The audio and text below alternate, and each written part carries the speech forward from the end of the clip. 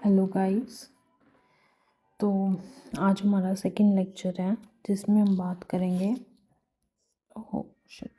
जिसमें हम बात करेंगे कि कॉमन मैकेनिज्म कौन सा है of cell injury.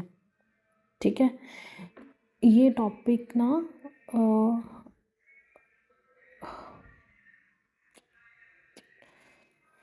Okay. So hello guys, तो आज हमारा है लेक्चर नंबर 2 जिसमें हम डिस्कस करेंगे मैकेनिज्म ऑफ सेल इंजरी। कल हमने बात करी थी इनके कॉजेज़ की कि क्या क्या ऐसे कॉजेज़ हैं जो सेल इंजरी करवाते हैं, जैसे कि हमारे हो गए टॉक्सिन्स थे, कोई इन्फेक्शियस एजेंट था, कोई जेनेटिक इफ़ेक्ट था, न्यूट्रिशन इम्बैलेंस था, एक्सेट्रा। कि क्या कॉजेज़ थे जो सेल इंजरी करवा रहे थे। अब हम उस चीज़ का मैकेनिज़्म पढ़ने जा रहे हैं कि कहाँ से शुरू होगी, कहाँ तक रिवर्सिबल सेल इंजरी होगी या फिर इरिवर्सिबल सेल इंजरी होगी। ठीक है, अब क्या है कि जब सेल पे हार्मफुल फैक्टर लगता है, ठीक है, मान लो या ऑक्सीजन कम हो गया, टॉक्सिन्स आ गए, बैक्टीरिया आया, रेडिएशंस आई, ठीक है, तो क्या होता है सेल के अंदर ना कुछ बायोकेमिकल प्रोसेसेस हैं वो डिस्टर्ब हो जाते हैं। ठीक है, यानी बायोकेमिकल प्रोसेस के डिस्टर्ब होने से क्या होगा, जो स्ट्रक्चर है सेल का या जो फंक्शन है सेल का वो दोनों क्या हो जाएंगे, डैमेज हो जाएंगे। अगर या तो ये रिपेयर हो गए तब तो हम इसको बोल देंगे कि रिवर्सिबल सेल इंजरी हुई है। अगर हमने ये बोल दिया कि फेल टू रिपेयर, मतलब वो रिपेयर ही नहीं कर पाया, तो उसके बाद हम उसको इरिवर्सिबल का नाम देंगे, यानी ये क्या होगी, सेल डेथ हो चुकी है। ठीक है, अभी कौन कौन से ऐसे बायोकेमिकल पाथवेज हैं इंजरी से कि क्या क्या ऐसा हो रहा है जिसकी वजह से हम बोलते हैं रिवर्सिबल या इरिवर्सिबल में काउंट करेंगे। सबसे पहले एटीपी कम होगा, उसके बाद हम फ्री रेडिकल्स बन जाते हैं जिसकी वजह से सेल इंजरी होगी। उसके बाद जो कैल्शियम के लेवल्स लॉस हो जाते हैं जिसकी वजह से हीमियोस्टेसिस इसका लॉस हो जाता है, उसकी वजह से भी सेल इंजरी होती है। Membrane damage, cell membrane damage हो गई, या फिर माइटोकॉन्ड्रिया डैमेज। ये 5 ऐसे हैं जिसको हम एक एक को डिस्कस करेंगे कि सेल इंजरी में क्या क्या, कौन सी ऐसी चीज़ें हैं जो सेल इंजरी कॉज करें। मतलब एटीपी कम हुआ तो ऐसी क्या चीज़ हो गई भी, सेल डेथ हो गई, तो हम ये एक्सप्लेन पढ़ेंगे इसके अंदर। ठीक है, तो सबसे पहला है एटीपी का कम बनना। अब एटीपी तुम सबको पता है कि ये सेल का क्या है, एनर्जी है।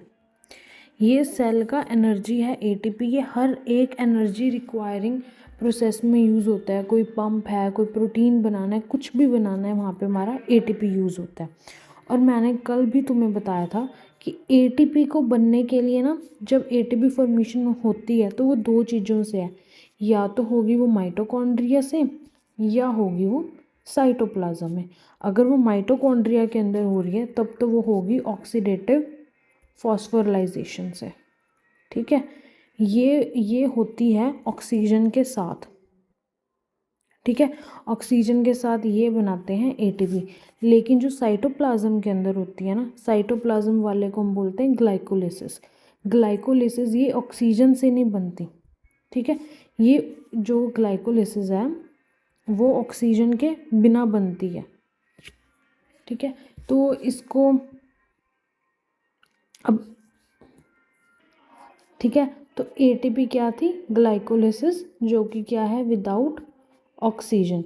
अगर विदाउट ऑक्सीजन है मतलब एटीपी तो बन नहीं रही है, लेकिन बन कैसे रही है, विदाउट ऑक्सीजन, तो हम इसको क्या बोलते हैं, एनारोबिक ग्लाइकोलिसिस। तो इसके अंदर क्या होता है, जो इसके अंदर ग्लूकोज है वो जाता है पायरुवेट, पायरुवेट बनता है लैक्टिक एसिड। और तुम्हें पता है अगर सेल के अंदर लैक्टिक एसिड बन गया, सेल के अंदर लैक्टिक एसिड बना तो पीएच क्या हो जाएगी, कम। अगर पीएच कम होगी तो सेल तो डैमेज होगा, क्योंकि एच आयन सारे डिपॉजिट होते जाएंगे। और अगर एच आयन इतनी ज़्यादा एसिडोसिस अंदर हो गई सेल के अंदर तो वो सेल डैमेज कॉज करेंगे। ठीक है, चलो अब हम इसको अच्छे से समझते हैं कि decrease production of ATP required for the all processes within the cells, ये हमें पता है। अगर कोई भी इंजरी हो गई जैसे हाइपोक्सिया या फिर कोई केमिकल्स आ गया जैसे कि cyanide, can cause the decrease in the ATP production, ये भी हमें पता है। अब हम पढ़ रहे हैं इफेक्ट। मान लो इस्चीमिया हो गया, ब्लड वेसल्स के अंदर इस्चीमिया हो गया, मतलब जो हमारा ब्लड फ्लो है वो कम हो गया। ब्लड फ्लो कम होने के साथ साथ ऑक्सीजन लेवल्स भी कम हो गए, ठीक है। तो ये क्या करेंगे, माइटोकॉन्ड्रिया के अंदर जाके सबसे पहले ऑक्सीडेटिव फॉस्फोराइलेशन कम होगी। क्यों? क्योंकि हमारे पास ऑक्सीजन ही कम है। अगर ऑक्सीजन कम है, अल्टीमेटली एटीपी प्रोडक्शन भी क्या हो जाएगी, लो हो जाएगी। अब हम देखते हैं एटीपी प्रोडक्शन कम होगी, तो मैंने तुम्हें बोला था फिर विदाउट ऑक्सीजन कौन सा प्रोसेस चलेगा, ग्लाइकोलिसिस। ग्लाइकोलिसिस में क्या बनता है हमारा, लैक्टिक एसिड। तो लैक्टिक एसिड से क्या बनेगा, एच आयन डिपॉजिट होंगे, पीएच कम होगी, तो क्या हो जाएगा, जो न्यूक्लियर क्रोमैटिन है ना, उनकी क्लम्पिंग स्टार्ट हो जाएगी, ठीक है। एक प्रोसीजर ये था एटीपी के कम होने से क्या फ़र्क पड़ता है। दूसरा, एटीपी के कम होने से क्या फ़र्क पड़ेगा, जो सोडियम पंप है ना सेल मेम्ब्रेन के अंदर, इनका फेलियर होता है। नॉर्मली क्या है, ये है, नॉर्मली क्या होता है, पोटाशियम सेल के अंदर आता है, सोडियम सेल के बाहर जाता है। अगर एटीपी कम हुआ, ठीक है, ये एटीपी के साथ चलते आएंगे, ठीक है, ये एटीपी इस पंप आएंगे। अगर इनका फेलियर हुआ तो मतलब ये जो इफ्लक्स इनफ्लक्स चल रही है सब बंद हो जाएगी। तो क्या होगा, जो सारा सोडियम है वो सेल के अंदर रहेगा, ठीक है। अगर सोडियम सेल के अंदर है और पोटाशियम सेल के बाहर है, सोडियम बाहर का एक्स्ट्रा सेलुलर जितना पानी है ना वो अपनी तरफ खींचने की कोशिश करेगा, कहेगा भी मैं तो अकेला अंदर रह गया, पानी भी तू कैसे बाहर है, तू भी मेरे साथ अंदर ही आ जा। तो पानी क्या करेगा, सोडियम के साथ अंदर चला जाएगा। अगर पानी अंदर चला गया इनसाइड द सेल, तो यहाँ पे क्या हो जाएगी, हमारे पास सेलुलर स्वेलिंग। सेल स्वेलिंग के साथ साथ एंडोप्लाज्मिक रेटिकुलम भी तुम्हारे स्वेल हो जाएंगे और माइटोकॉन्ड्रिया भी स्वेल हो जाएंगे। तो ये एक सेल इंजरी हुई एक टाइप की, कि हाँ दोनों ईआर एंडोप्लाज्मिक रेटिकुलम की भी स्वेलिंग होगी, सेलुलर स्वेलिंग भी हुई, और जो उसके ऊपर माइक्रोविलाई होते हैं वो लूज़ हो जाते हैं और ब्लेब्स की फॉर्मेशन होती है। अब तुम्हारे ब्लेब्स क्या होते हैं, ये जो ऐसे ऐसे करके ब्लेब्स बन जाते हैं, इसको ऐसे समझो फिंसी टाइप्स, ये जैसे कोई फिंसी टाइप्स हैं उनसे क्या बन रहे हैं, ये ब्लेब्स फॉर्मेशन हो जाती है उनकी। अब यहाँ पे एक बात लिखा है, इन्फ्लक्स ऑफ कैल्शियम। इस अभी इसको याद रखो, हम इस नेक्स्ट पॉइंट में समझेंगे कि जो एटीपी कम होने की वजह से कैल्शियम ज़्यादा इन्फ्लक्स क्यों हो रहा है। इस पॉइंट को बस अभी याद रखो, बाद में हम इसको एक्सप्लेन करते हैं। अब इस पॉइंट को समझो कि एटीपी की वजह से ये प्रोटीन सिंथेसिस क्यों रुक रही है। एटीपी और प्रोटीन का क्या रिलेशन है, तो क्या है, जो राइबोसोम्स को अमीनो एसिड्स को प्रोटीन चेन में जोड़ने का एटीपी काम करता है। मतलब जो अमीनो एसिड से प्रोटीन बनना है ना, इनको कंबाइन कर करके जो चेन बनती है अमीनो एसिड्स की, ये कौन हेल्प करता है, एटीपी हेल्प करते हैं इसके अंदर। अगर एटीपी ही ख़त्म हो जाएगा तो पूरी की पूरी जो चेन बननी है अमीनो एसिड्स की, जो प्रोटीन सिंथेसिस होनी है वो रुक जाएगी, जिसकी वजह से जो हमारा सेल रिपेयर है या जो सेल ग्रोथ है वो इम्पॉसिबल हो जाएगा, वो नहीं चलेगा, जिसकी वजह से क्या होगी, इंजरी इरिवर्सिबल हो जाएगी। अब समझ में आया, एटीपी कम होने की वजह से कितने फैक्टर्स हो रहे हैं। एक की वजह से तो पूरा सेल स्वेलिंग हो गया, एक की वजह से लैक्टिक एसिड की वजह से न्यूक्लियर क्रोमैटिन की क्लम्पिंग हो गई, एक पूरी की पूरी प्रोटीन सिंथेसिस कम हो रही है, जिसकी वजह से क्या हो रहा है, सेल इंजरी हो रही है, ठीक है। ठीक है, अब एटीपी वाला हमने सारा समझ लिया कि एटीपी से क्या क्या इफ़ेक्ट आ रहे हैं, ठीक है। तो हमारे पास सेकंड नंबर पे है ऑक्सीजन फ्री रेडिकल्स। अब ये फ्री रेडिकल्स होते क्या हैं, फ्री रेडिकल्स कोई भी मॉलिक्यूल होगा या फिर कोई भी एटम होगा जिसके आउटर शेल के अंदर एक अनपेयर इलेक्ट्रॉन प्रेजेंट होगा, ठीक है। अब ये अनपेयर इलेक्ट्रॉन की वजह से जो ये मॉलिक्यूल या एटम है ना, ये अनस्टेबल होता है, ठीक है। और ये हमेशा ये ट्राई करता है कि जो दूसरा एटम जो पूरा फुल है, मतलब उसके पास कोई भी अनपेयर इलेक्ट्रॉन नहीं है, ये वहाँ से अपना एक इलेक्ट्रॉन चुरा ले, ठीक है। अब मैं तुम्हें एक बात समझाती हूँ। मान लो ये कोई फर्स्ट मॉलिक्यूल है, ठीक है। इसके पास एक अनपेयर इलेक्ट्रॉन है, ये एक सेकंड नंबर वाला है, इसके पास कोई अनपेयर इलेक्ट्रॉन नहीं है। 1 वाला क्या करता है, 1 वाला ट्राई करता है कि मैं 2 वाले से एक इलेक्ट्रॉन चोरी कर लूँ। इसने चोरी कर लिया, अब ये खुद तो स्टेबल हो गया लेकिन इसको अनस्टेबल कर दिया। अब सेकंड वाला कहता है कि मैं थर्ड से चोरी हो करके स्टेबल हो जाऊँ और थर्ड वाले को अनस्टेबल कर दूँ। फोर्थ वाले, फिर थर्ड फोर्थ के बीच में आपस में कंपटीशन चलता है। तो जो ये है ना, ये एक पूरी चेन चल जाती है जब फ्री रेडिकल्स फॉर्म होते हैं। ठीक है, अब एक बात समझो, फ्री रेडिकल्स बनते कहाँ से? सॉरी, जब माइटोकॉन्ड्रिया होता है ना, माइटोकॉन्ड्रिया में रेस्पिरेशन के टाइम क्या होता है, जब ऑक्सीजन की पार्शियल रिडक्शन होती है, ठीक है, इनकम्प्लीट जब इसकी रिडक्शन होती है ना, तब सुपर ऑक्साइड बनते हैं। ठीक है, लेकिन नॉर्मली भी बनते हैं फ्री रेडिकल्स, लेकिन वो इतना डैमेज नहीं करते बॉडी को। लेकिन अगर बॉडी के अंदर पहले से ही कोई स्ट्रेस कंडीशन चल रही है, जैसे कि इन्फ्लामेशन, केमिकल, मतलब कुछ भी अगर स्ट्रेस कंडीशन चल रही है, तब फ्री रेडिकल्स एकदम से बहुत न्यूमरस अमाउंट्स में बनते हैं, जो कि बॉडी उसको कोप अप नहीं कर पाती, और ये फ्री रेडिकल्स बॉडी को डैमेज करते हैं। ठीक है, अब पूरी चेन बनती है, ऑक्सीजन से सुपर ऑक्साइड बनेगा, सुपर ऑक्साइड से हाइड्रोजन परऑक्साइड, हाइड्रोजन परऑक्साइड से हाइड्रोक्सिल रेडिकल बनेगा। ठीक है, हाइड्रोक्सिल जो ये रेडिकल है ना, ये सबसे ज़्यादा रिएक्टिव है, ये सब डैमेज कर देता है, मतलब ये सबसे ज़्यादा रिएक्ट। ठीक है, अब जब ये फ्री रेडिकल्स की चेन बन गई, अब ये सेल्स को इंजरी कैसे करेंगे? सबसे पहले मेरे को बात बताओ कि जो सेल मेम्ब्रेन है वो किसकी बनी है? फॉस्फोलिपिड्स की, है ना। जब वो फॉस्फोलिपिड्स क्या है? हमारे अनसैचुरेटेड फैटी एसिड्स। ठीक है, अब ये क्या करते हैं, अब मान लो मैंने O2 माइनस ले लिया, सुपर ऑक्साइड ले लिया, ये वही वाला एग्जांपल समझो कि 1 नंबर वाला 2 से लेगा, 2 वाला फिर 3 से लेगा, 3 वाला चौथे से लेगा।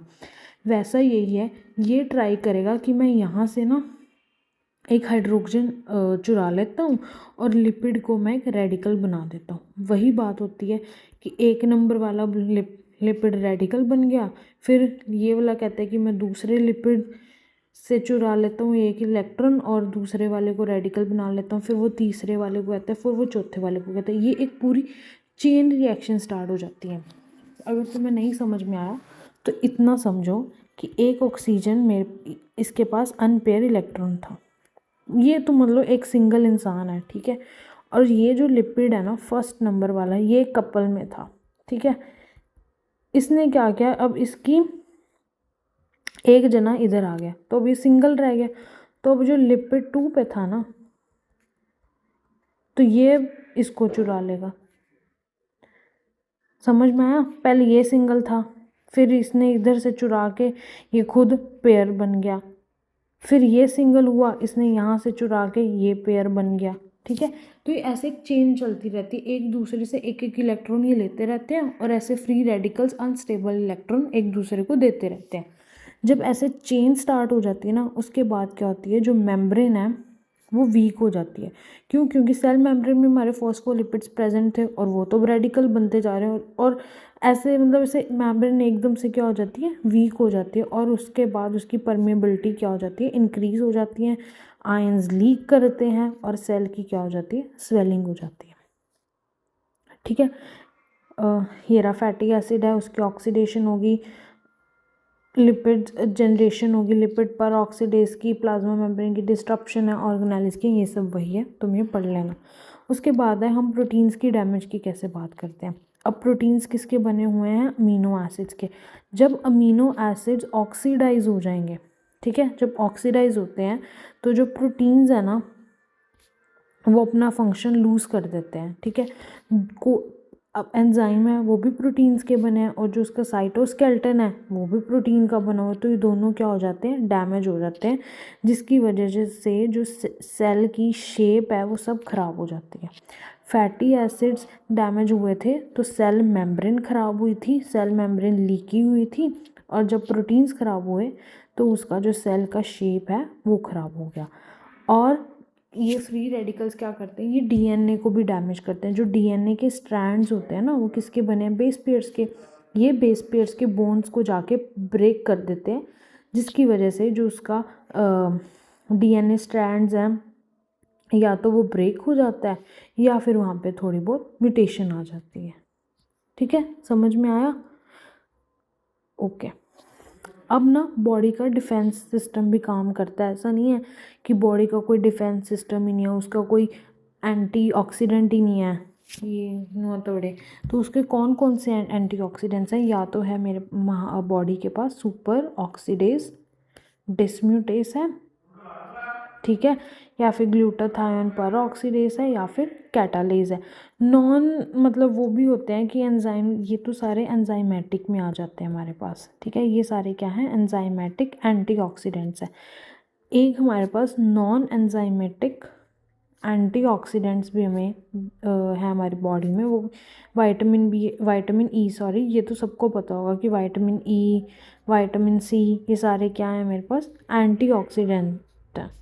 ठीक है, तो हमने एटीपी भी पढ़ लिया और एटीपी कम होना, और हमने फ्री रेडिकल्स भी पढ़ लिए। सॉरी, थर्ड है हमारा loss of the calcium homeostasis.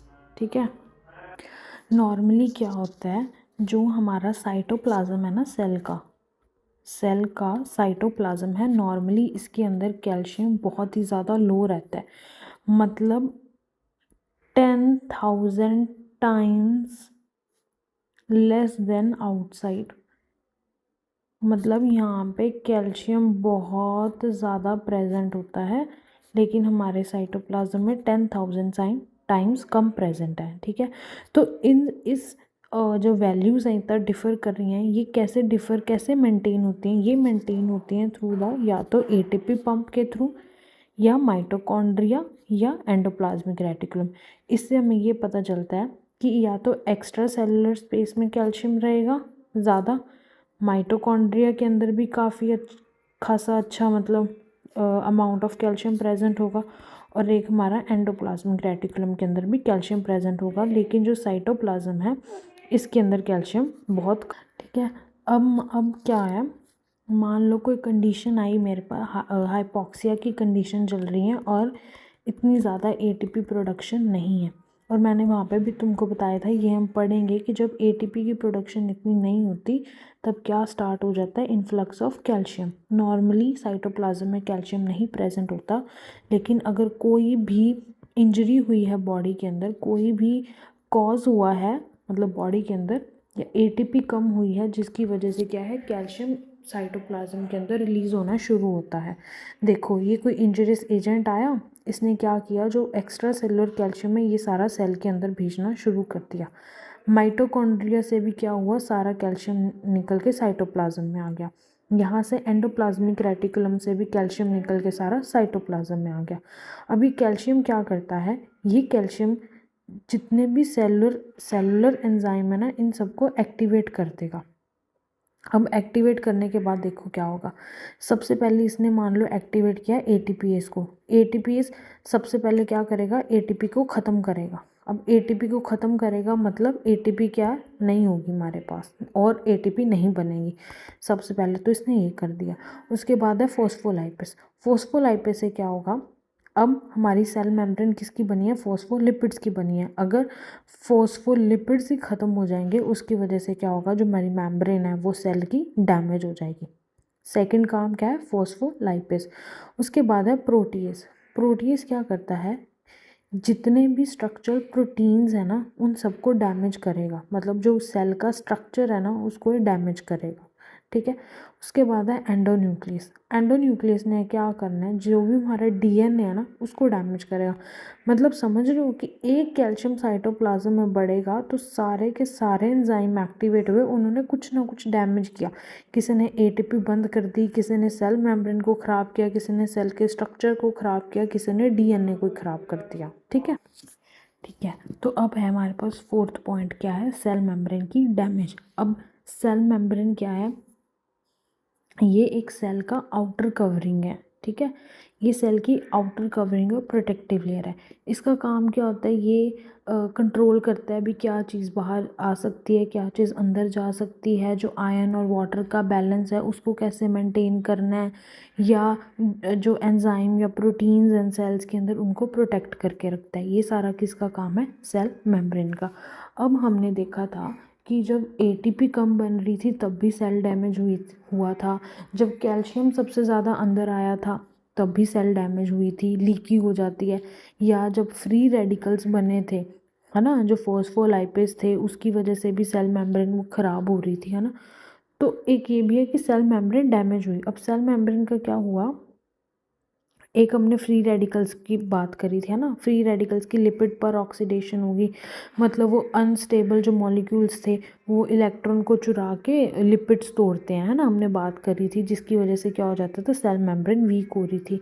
एक हमने बात करी थी कैल्शियम के ओवरलोड की, कि जब बहुत ज़्यादा कैल्शियम होगा वो फॉस्फोलाइपेज को एक्टिवेट करेगा या फिर प्रोटीएज एक्टिवेशन करेगा, जिसकी वजह से जो मेम्ब्रेन है वो डैमेज होगी। एक हमने बात करी थी कि जब हाइपोक्सिया वगैरह होगा, हाइपोक्सिया होगा जब एटीपी कम बनेगी, है ना, तब भी फॉस्फोलिपिड लॉस होगा और मेम्ब्रेन डैमेज होगी। तो इसका कॉन्सिक्वेंस क्या है, मतलब सेल डैमेज में है क्या, इसका मतलब यही है कि जो हमारी मेम्ब्रेन है वो बहुत ही ज़्यादा लीकी होगी, जिसमें वाटर प्लस जो आयंस है ना वो सारे सेल्स में एंटर कर जाएंगे, जिसकी वजह से क्या होगी, सेल स्वेलिंग हो जाएगी। ठीक है। अब ये जो एंजाइम की हम बात कर रहे हैं ना, ये सारे हैं क्या, मतलब ये फॉस्फोलाइपेस है, ये प्रोटीएस है, ये सब हैं क्या, ये सारे हैं लाइसोसाइमल एंजाइम है।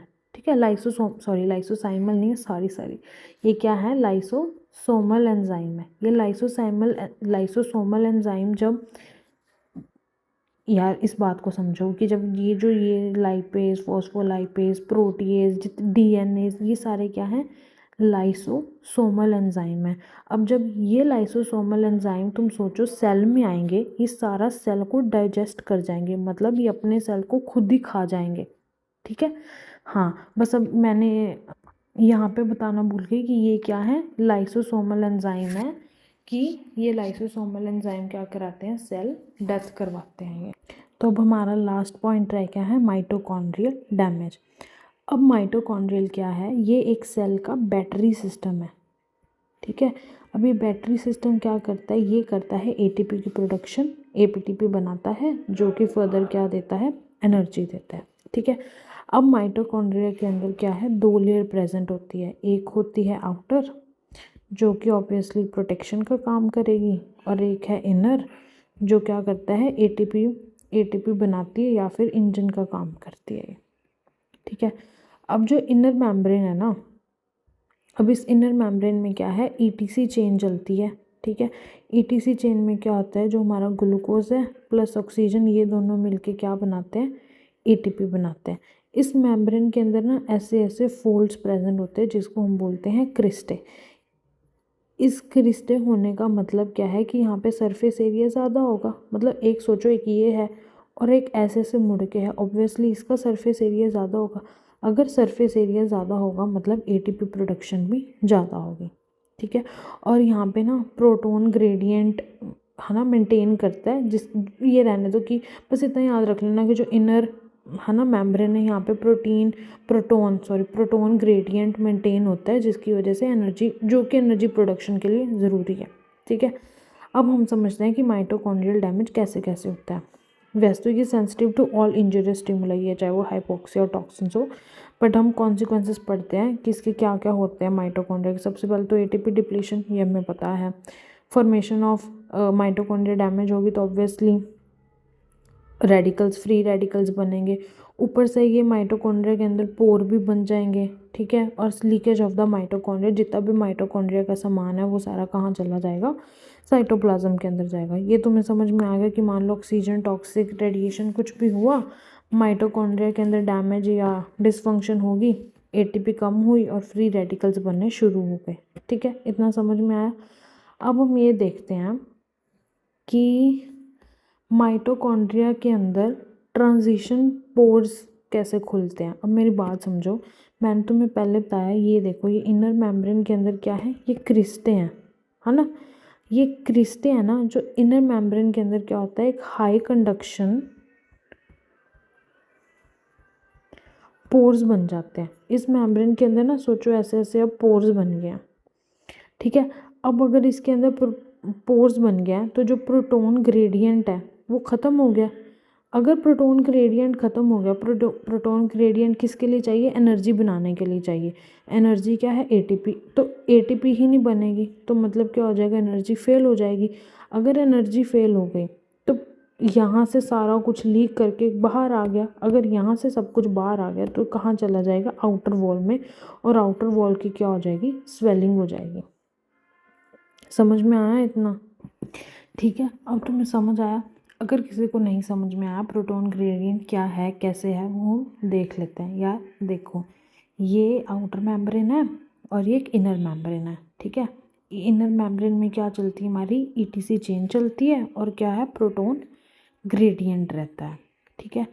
तो प्रोटॉन ग्रेडियंट क्या है, प्रोटॉन मान लो है हमारा हाइड्रोजन आयन है, एक पॉजिटिवली चार्ज आयन है जो माइटोकॉन्ड्रिया के अंदर ये एनर्जी प्रोडक्शन में की रोल का काम करता है, ठीक है। प्रोटॉन समझ में आया, हाइड्रोजन आयन है। अब ग्रेडियंट क्या है, ग्रेडियंट का मतलब ये है कि एक साइड तो ज़्यादा कंसंट्रेशन होगी और एक साइड कम कंसंट्रेशन होगी। मतलब एक जगह प्रोटॉन ज़्यादा होते हैं और दूसरी जगह प्रोटॉन कम होते हैं। ये एक पोटेंशियल एनर्जी स्टोर करके रखती है ये चीज़। समझ लो एक वाटर पाइप है, ठीक है। यहाँ तो पानी बहुत कम है और यहाँ पानी बहुत ही ज़्यादा है। इसको बोलते हैं कि ये ग्रेडियंट ग्रेडियंट है, ठीक है। अब क्या है, जब हमारे माइटोकॉन्ड्रिया के इनर जो हमारी सेल मेम्ब्रेन है ना माइटोकॉन्ड्रिया की, वहाँ पे चलती है ईटीसी मॉलिक्यूल्स चलते हैं। जब ईटीसी चलती है, जब ग्लूकोज और ऑक्सीजन जुड़ते हैं ना तो वो इलेक्ट्रॉन रिलीज़ करते हैं, ठीक है। तो इलेक्ट्रॉन रिलीज़ करते हैं ना, वो कहाँ हुई, इनर मेम्ब्रेन में हुई, ठीक है।